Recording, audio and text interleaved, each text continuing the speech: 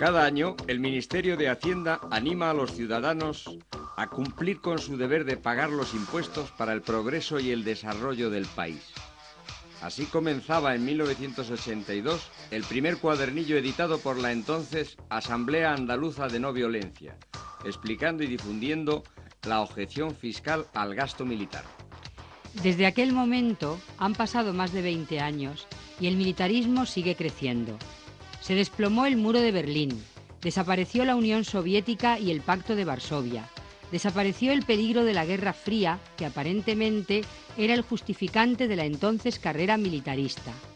Occidente se queda sin enemigos potenciales que justifiquen y hagan creíble la carrera de armamento. Los ciudadanos nos encontramos entonces, y también ahora, ante un difícil dilema: el de acatar y obedecer las leyes que nos obligan a contribuir con la barbarie militarista, o actuar en conciencia y practicar la desobediencia civil. Las leyes y normativas injustas pueden existir tanto en los gobiernos ilegítimos como legítimos. Si, frente a los gobiernos ilegítimos, injustos o corrompidos, podemos emplear formas de resistencia o intentar un cambio social o revolución, frente a los gobiernos legítimos o democráticos, el único recurso legítimo es la desobediencia civil.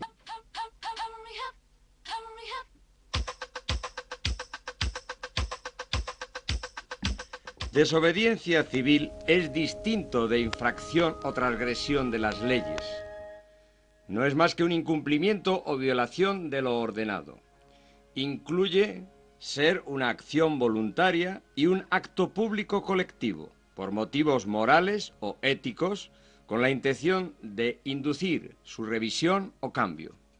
La desobediencia ética no debe confundirse con la desobediencia civil, dado que es algo privado individual, no público, que no tiene una finalidad ulterior, derogar las leyes, y que no requiere grupos de apoyo.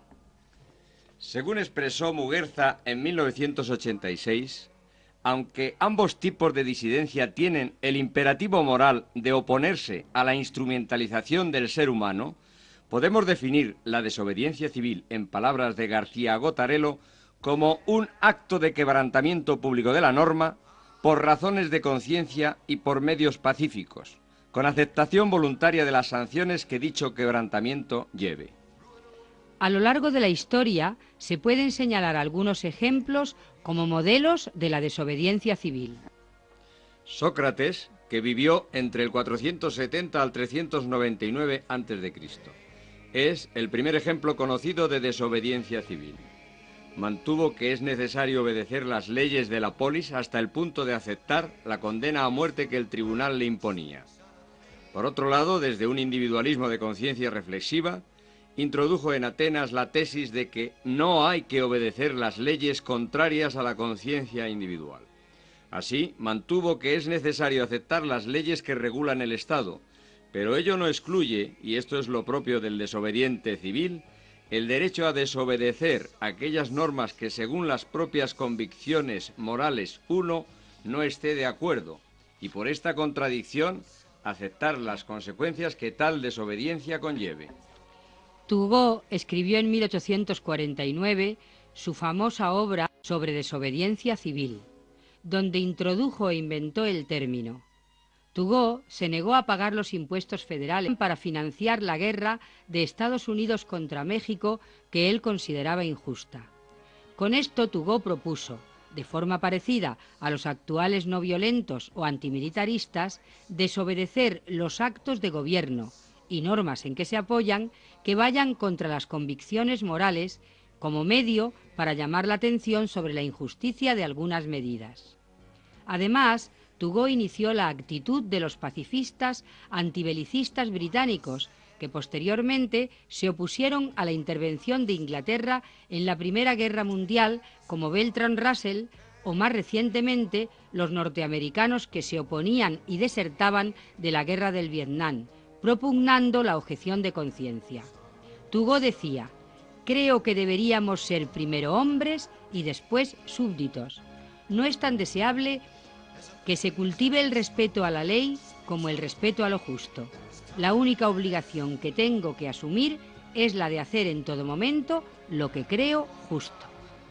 Gandhi, desde sus convicciones religiosas, morales y finalmente políticas, cuando la India era una colonia inglesa, propugnó la desobediencia civil, no cooperación con las autoridades británicas, a todas las normas e instituciones británicas que fueran contra los derechos de los hindúes. Desde su acción no violenta se declaró en huelga de hambre. Aceptó así por una parte el dominio británico sobre la India, pero se opuso a aquellas leyes o acciones que menosprecian a los hindúes. Como es conocido, esta actitud abocó finalmente en la independencia de la India. Martin Luther King, defensor de la igualdad de derechos de los negros norteamericanos frente a la mayoría blanca, propugnó la desobediencia civil contra las leyes y acciones que impliquen una segregación de la población negra. Planteando recursos ante el Tribunal Supremo de Estados Unidos, consiguió que le dieran la razón en la inconstitucionalidad de las leyes segregacionistas. Como ciudadano estadounidense, aceptó la legalidad establecida, pero desde sus convicciones morales desobedeció las leyes que van contra su defensa de la igualdad humana. Con estas palabras lo expresó él mismo: un individuo que infringe una ley que su conciencia le dice que es injusta y de buena gana acepta la penalidad de quedarse en la cárcel para hacer que la comunidad tome conciencia de su injusticia, está expresando en realidad supremo respeto por la ley. Modernamente podemos señalar a movimientos que han hecho o hacen algunas acciones de desobediencia civil. Movimientos de objeción de conciencia e insumisión, movimientos sociales, feministas, no violentos, pacifistas y movimientos alternativos. Todos ellos, por el carácter concreto y específico de sus reivindicaciones, se ven obligados a realizar tales acciones como único medio, dado que la oposición política no las recoge para hacer valer sus reivindicaciones. Por tanto, la desobediencia civil es un procedimiento abierto a las minorías en las sociedades democráticas para defender sus derechos.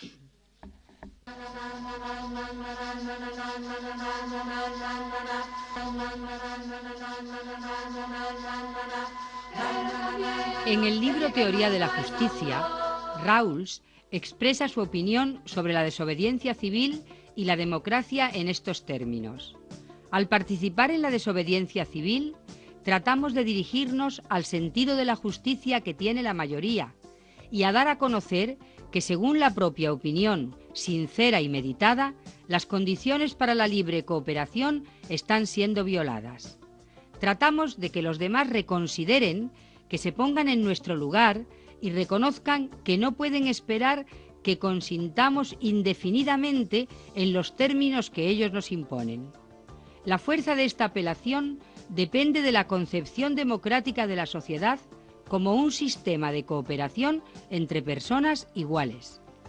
La desobediencia civil, lo mismo que la insumisión, es uno de los recursos estabilizadores del sistema constitucional, aunque sea por definición un recurso ilegal. Conjuntamente con acciones tales como elecciones libres y regulares y un poder judicial independiente, facultado para interpretar la Constitución, no necesariamente la escrita, la desobediencia civil, utilizada con la debida limitación y sano juicio, ayuda a mantener y a reforzar las instituciones justas. El rechazar la injusticia dentro de los límites de la fidelidad a la ley sirve para evitar las divergencias con la justicia y para corregirlas cuando se produzcan. Una disposición general relativa a la participación en la desobediencia civil justificada introduce cierta estabilidad en una sociedad bien ordenada, o al menos en una sociedad casi justa,